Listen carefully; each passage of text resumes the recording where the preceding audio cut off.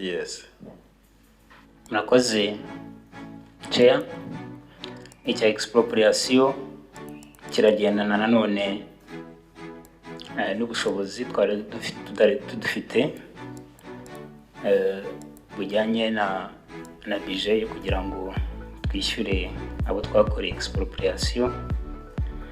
Hakabaho kugira ngo bitinde, ariko twafashe ingamba nyakubahwa chair ku buryo muri uyu mwaka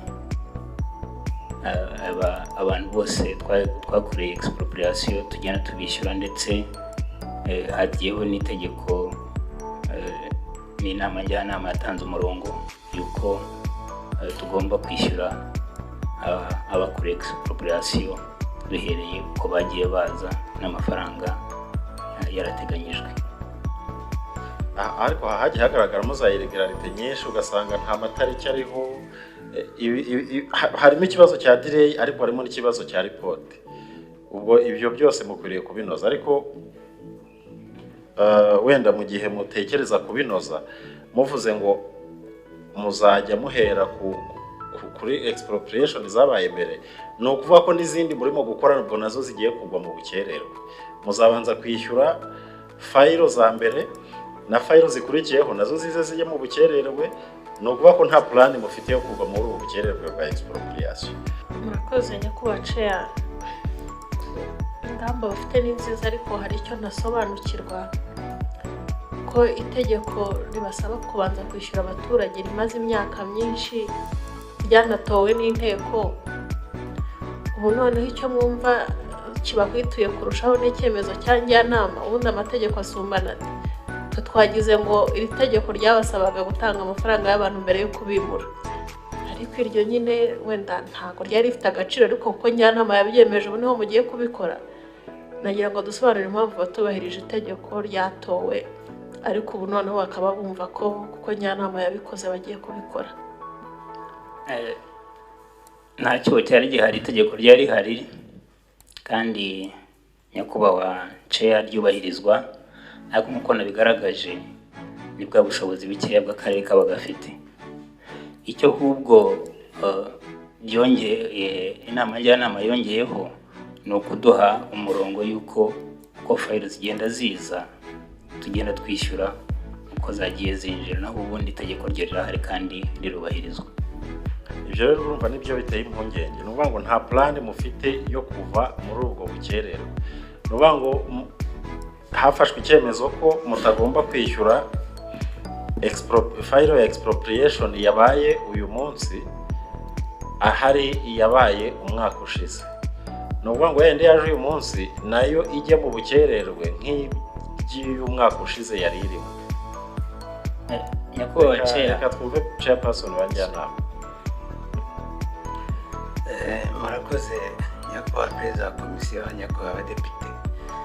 Nagira ngo nsobanure mwunganire ku bijyanye n'icyemezo inama njyanama yafashe ku bijyanye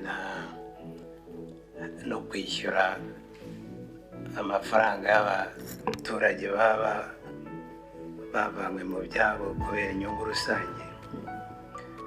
Mu by'ukuri twabagira inama y'ibintu bibiri.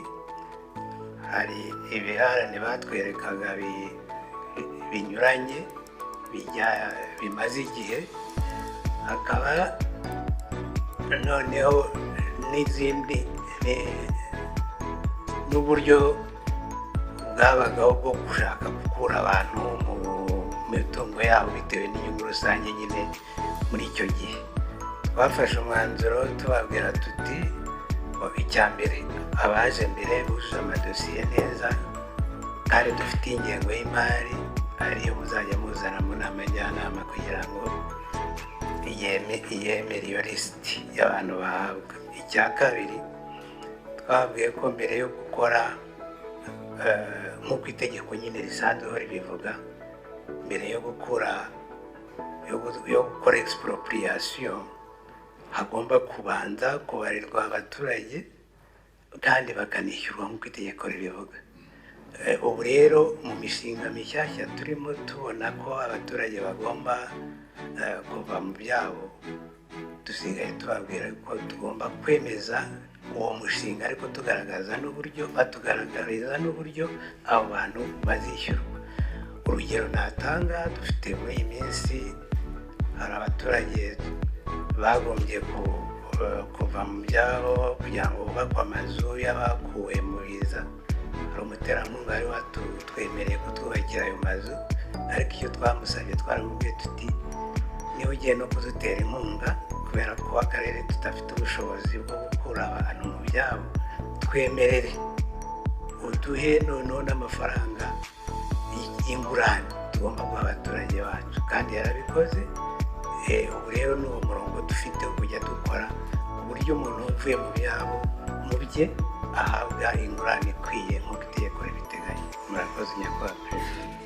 Murakoze nyakubahwa perezida. Komisiyo, icyo nashaka kongeraho cyo gukuramo ibyo birarane mwavugaga, nk'uko DS yabivuze, ikibazo cy'ingengo y'imari idahagije kigenda kigaruka, cyane cyane ubwo bikagira n'ingaruka ku kwishyura ingurane, ari nabyo bituma rimwe na rimwe tubahiriza cya tegeko ryo kubanza kwishyura umuntu igihe ugiye kumuhungabanya umuvana mu mitungo ye kuko kubera ibikorwa by'inyungu rusange.